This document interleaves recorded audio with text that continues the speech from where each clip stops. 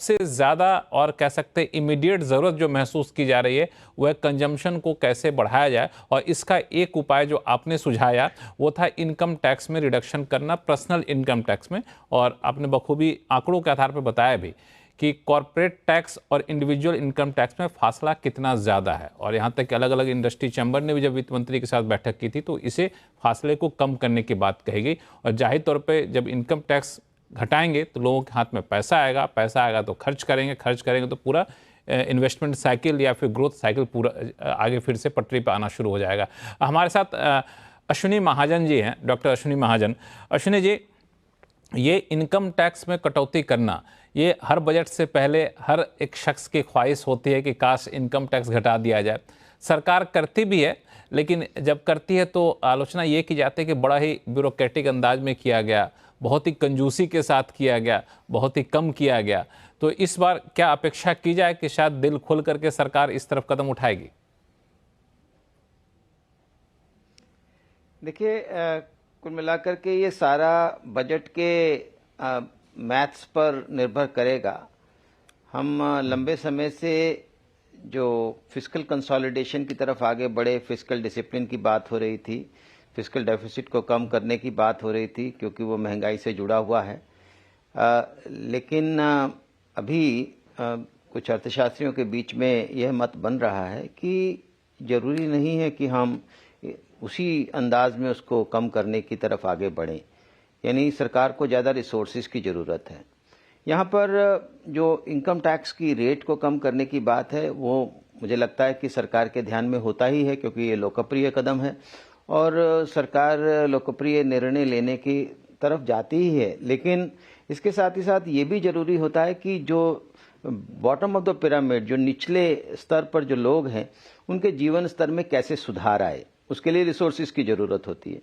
तो जाहिर है ऐसे में रिसोर्सेज को इकट्ठा करना यह भी सरकार की एक नीति रहती है, एक ज़रूरत भी रहती है।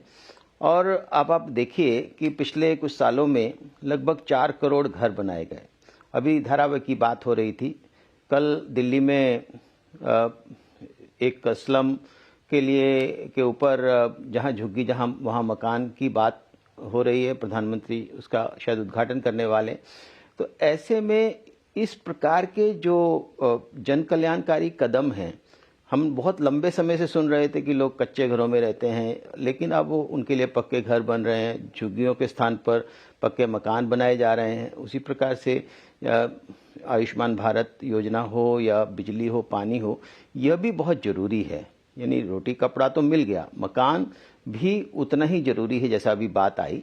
तो ऐसे में इसके लिए संसाधनों की ज़रूरत होती है। तो इसलिए मुझे लगता है कि सरकार एक बैलेंस्ड व्यू जरूर लेगी। जो आपने प्रश्न किया कि जो इनकम टैक्स के रेट्स हैं उसके बारे में, ये बात सही है कि लंबे समय से जो छोटा रोजगार करने वाले लोग हैं उनके ऊपर जो टैक्स का दबाव है वो ज़्यादा है। लेकिन ये भी बात सच है कि जब हमारी सरकार में लोगों से बातचीत होती है तो ये बात आती है कि जो सैलरीड क्लास है वो तो उसके पास तो कोई खर्चे काटने को होते नहीं हैं, लेकिन जो बिजनेसेस हैं वो खर्चे किसी भी प्रकार के खर्चे अपने इनकम में डाल करके उसको कम कर दिखा सकते हैं। तो ऐसे में सरकार जो सैलरीड क्लास के लिए इनकम टैक्स की जो रिबेट है वो कैसे करे, तो पिछली बार उन्होंने स्टैंडर्ड डिडक्शन करके किया था, लेकिन कैसे उस पर कर का बोझ कम हो ताकि उनके पास में हाथ में ज़्यादा पैसा आए। लेकिन मैं यहाँ ये कहना चाहता हूँ कि जो निचले तबके के लोग हैं, जो छोटे स्तर पर लघु उद्यमी हैं, उनके हाथ में ज़्यादा आमदनी आने के लिए उनके लिए व्यवसाय आसान बनाना जरूरी है। अभी एक बड़ा चैलेंज रहता है। इन्वेस्टमेंट की बात आ रही थी कि हमें इन्वेस्टमेंट बढ़ाने की ज़रूरत है। बड़े उद्यमी, मैं माफ़ी चाहूँगा, बड़े उद्यमी बहुत अच्छे मूड में इस प्रकार से नहीं रहते कि इनकम उनका इन्वेस्टमेंट बढ़े, क्योंकि उनको तरह तरह की आशंकाएं हैं लेकिन छोटे उद्यमी इन्वेस्टमेंट बढ़ा सकते हैं इस पे क्योंकि जो वातावरण बन रहा है अश्विनी जी, आत्मनिर्भर इस भारत पे के थोड़ा सा हम कारण। लोग चर्चा करेंगे। अगले सवाल के जवाब में जब आऊँगा तो इस पे भी चर्चा होगा कि आखिर सरकार की तमाम कोशिशों के बावजूद, कॉरपोरेट टैक्स घटाने के बावजूद, अलग इंसेंटिव देने के बावजूद निजी इन्वेस्टमेंट क्यों नहीं आ रहा है, कहाँ पे आशंका है, क्या डर है। लेकिन एक जो सबसे प्रमुख मुद्दा था, कंजम्पशन बढ़ाने का एक उपाय है इनकम टैक्स में रिडक्शन करना।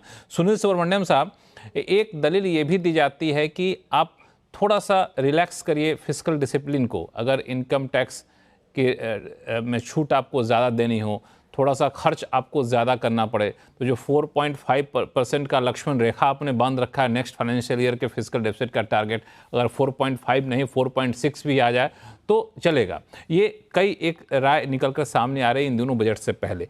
मेरा सवाल आपसे ये है कि मान लिया जाए सरकार फिस्कल डेफिसिट पे थोड़ा सा डिसिप्लिन में रिलैक्सेशन देती है, 4.5 की जगह 4.6 तक जाती है, थोड़ा सा ढील देती है, तो क्या बाजार नाराज हो जाएगा? एफआई डीआई नाराज हो जाएंगे? डीआई को छोड़िए, एफआई जरूर नाराज हो जाएगी, क्योंकि एक डिसिप्लिन का पाथ उनके लिए इम्पोर्टेंट है इंडिया की रिस्क रेटिंग के लिए। और कई देश जो कि बास्केट केस बन गए हैं क्योंकि फिस्कल इनडिसिप्लिन के कारण बन गए हैं। तो मेरा मानना है कि फिस्कल डेफिसिट पे वो हाथ नहीं रखेंगे। जो प्रोग्राम उन्होंने दिया है उसके ऊपर कायम रहेंगे और इसी से एफआईएस खुश होंगे। तो वहां पे उनको लिमिटेड रूम है। रूम कहाँ पे है? देखिए, अभी अप्रैल टू नवंबर का जो आंकड़े सामने आए देख रहे हैं तो 1.25 crore tax collection last year April to November से ज्यादा बढ़े हैं। तो रूम उनके पास था खर्चा करने के लिए। खर्चा कहाँ किया? उन्होंने करीबन 75,000 80,000 करोड़ रेवेन्यू में खर्चा किया और उसी 75,000 80,000 को कैपेक्स में घटा दिया। तो दोनों में शिफ्ट किया और फिस्कल डिसिप्लिन अभी तक 52% ऑफ साल का फिस्कल डेफिसिट अप्रैल टू नवंबर में किया है।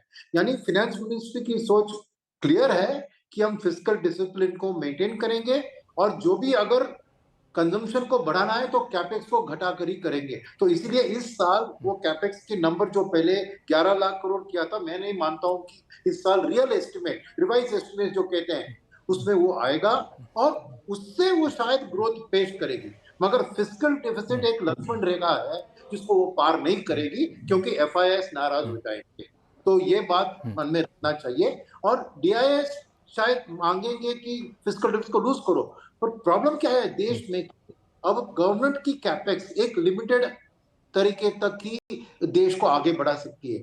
प्राइवेट सेक्टर, जैसे आपने सही मुद्दे को पकड़ा, प्राइवेट सेक्टर बिल्कुल कैपेक्स में, इसके बावजूद कि उनको लोएस्ट टैक्स रेट मिला है, पीएलआई के जरिए इंसेंटिव मिला है, फिर भी प्राइवेट सेक्टर कैपेक्स में अपना दोनों पैर नहीं कर रही है। क्यों?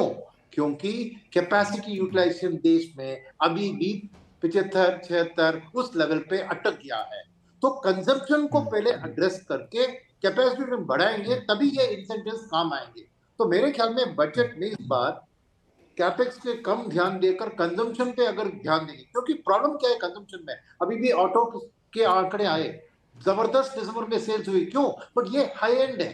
तो हाई एंड कंजम्पशन में प्रॉब्लम नहीं है, के शेप रिकवरी, 100 करोड़ के घर हीरानंदी साहब बताएंगे आपको कि आसानी से बिक रहे हैं, बड़े बड़े चीज बिक रहे हैं, मगर छोटी छोटी चीज नहीं बिक रहे हैं जो एफएमसीजी सेक्टर या मास रिटेल में जो होता है।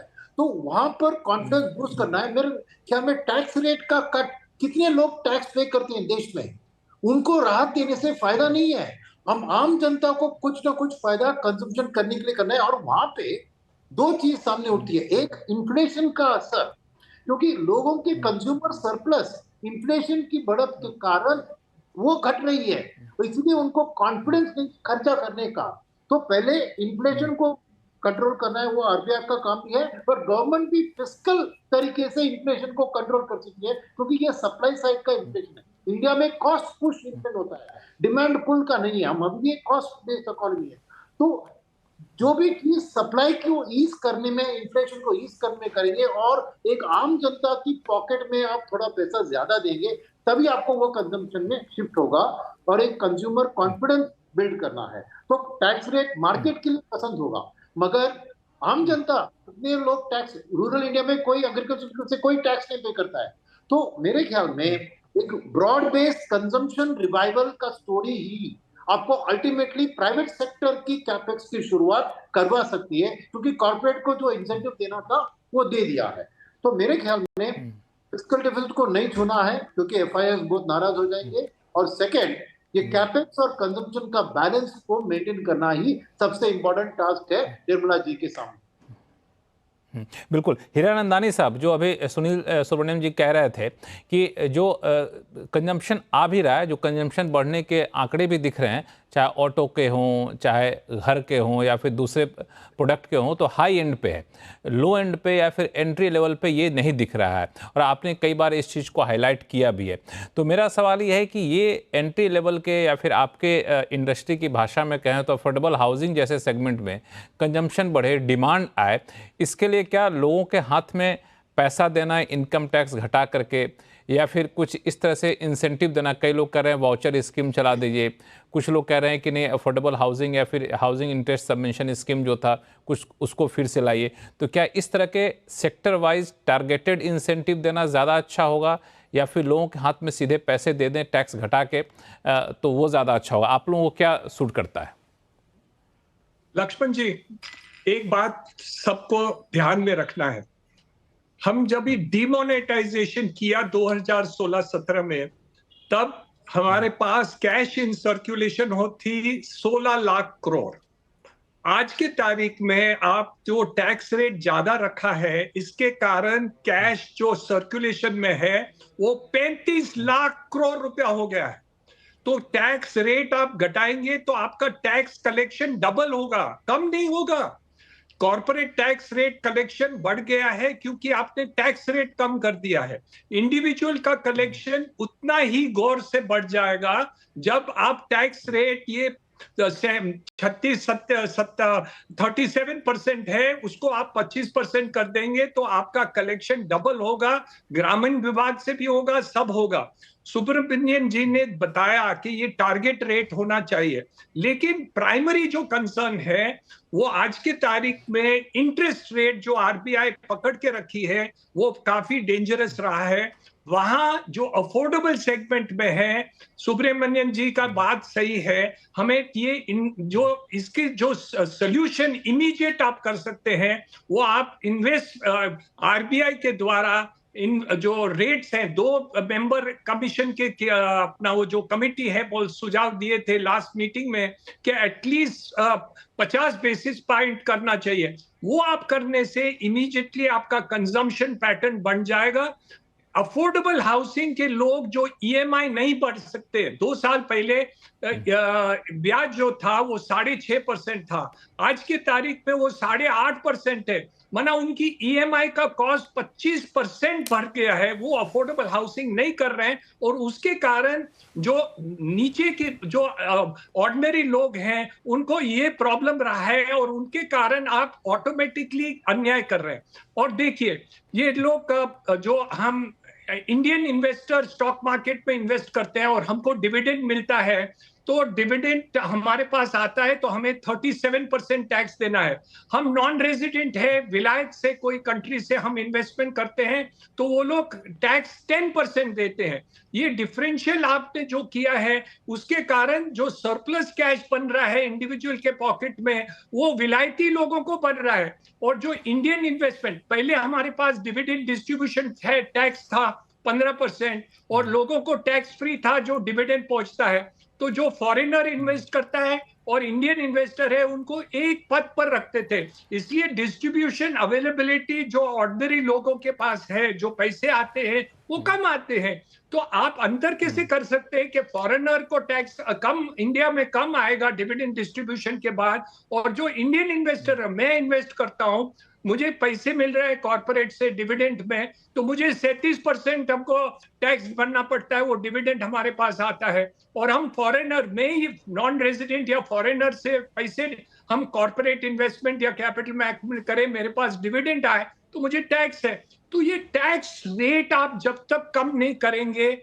ब्याज का रेट आप जब तक नहीं करेंगे, अफोर्डेबल हाउसिंग आप बढ़ोतरी नहीं कर सकते, आप कुछ भी करिए नहीं हो सकता है। तो ये दोनों एरिया पर ये सिर्फ अफोर्डेबल हाउसिंग का ही नहीं, ये जितने भी जितने भी एंट्री लेवल के जो डिमांड की बात है, एंट्री लेवल के प्रोडक्ट, वो सारे प्रोडक्ट की डिमांड बढ़ाने के लिए कुछ इस तरह के कदम उठाने पड़ेंगे। रमन अग्रवाल साहब, आप सीधे तौर पर उस इंडस्ट्री से जुड़े हुए हैं जो कंजम्पशन के लिए एक ब्रिज का काम करती है। आम लोगों को पैसा चाहिए होता है कुछ सामान खरीदने के लिए, तो लोन लेते हैं, चाहे बैंक से लोन लेते हैं, एनबीएफसी से लेते हैं, माइक्रो फाइनेंस इंस्टीट्यूशन से लेते हैं, और फिर जाके सामान खरीदते हैं। लेकिन हम लोगों ने ये देखा है कि जो अब डेटा आने शुरू हुए हैं वो है कि वहाँ भी ग्रोथ रेट काफ़ी ज़्यादा कम हो गया है। तो मेरा दो सवाल है, पहला कि ये क्यों कम हुआ है, और दूसरा इसको लेकर आप लोगों ने वित्त मंत्री से मुलाकात की तो वहाँ पे क्या आप लोगों ने अपनी मांग रखी? देखिए, दो पहलू, एक तो इकोनॉमिक कारण है, वो मुझे लगता है जैसे हीरानंदानी साहब ने और डॉक्टर महाजन आपको बेटर बता पाएंगे।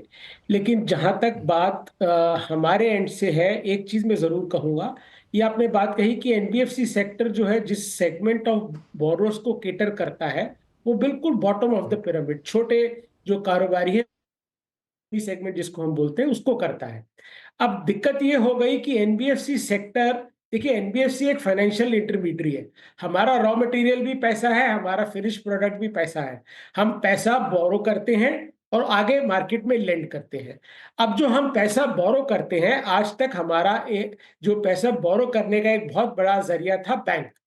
अब लास्ट ईयर नवंबर में आरबीआई ने ये कहा कि एनबीएफसी की बैंक पर जो निर्भरता है वो बहुत ज्यादा हो गई, तो उन्होंने इसलिए एक रिस्क वेट बढ़ा दिया, बैंक लेंडिंग जो एनबीएफसी पे होती है उस पर रिस्क वेट बढ़ा दिया। उसका नतीजा ये हुआ कि बैंक लेंडिंग टू एनबीएफसी काफी कम हो गया। अब वो जो कम हुआ तो लेकिन मार्केट में क्रेडिट की डिमांड थी।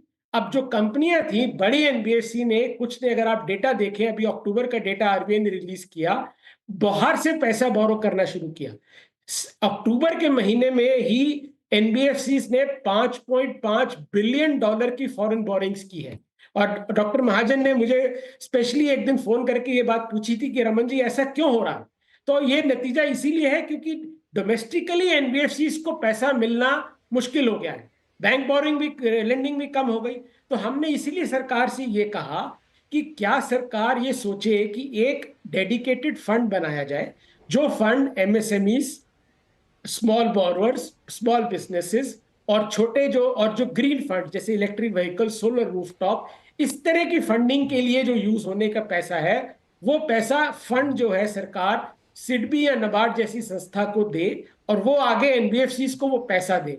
तो उससे क्या होगा, एक एनबीएफसी को पैसा मिलेगा, बोरिंग मिलेगी, एनबीएफसी की ओवरसीज बोरिंग कम होगी, और छोटे एनबीएफसी जो आज बहुत सी ज्यादा बैंकों पर निर्भर थी उन तक पैसा पहुंचेगा। और जब ये फंडिंग पहुंचेगी तो आगे मार्केट में कम लोअर इंटरेस्ट रेट पे लेंडिंग हो पाएगी और ज्यादा लोगों तक ये पैसा पहुंचेगा मार्केट में और ज्यादा इकोनॉमी में ये बूस्ट करे। तो ये एक बहुत इंपॉर्टेंट मुद्दा है हमारे एनबीएफसी पर्सपेक्टिव के लिए कि हमारी अपनी फंडिंग सोर्सेज की डाइवर्सिफिकेशन बहुत जरूरी है। बैंकों से समझ में आया निर्भरता कम करनी है, लेकिन उसका और कोई ऑल्टरनेटिव नहीं है। उसके लिए हमने कहा डेडिकेटेड फंड बनाइए, रीफाइनेंस विंडो हमें दीजिए। जैसे आपने हाउसिंग फाइनेंस कंपनीज के लिए नेशनल हाउसिंग बैंक बनाया, वो रिफाइनेंस करता है हाउसिंग फाइनेंस को, इसी तरह सिडबी या नाबार्ड को फंड दिया जाए, वो आगे एनबीएफसी को फंड करे।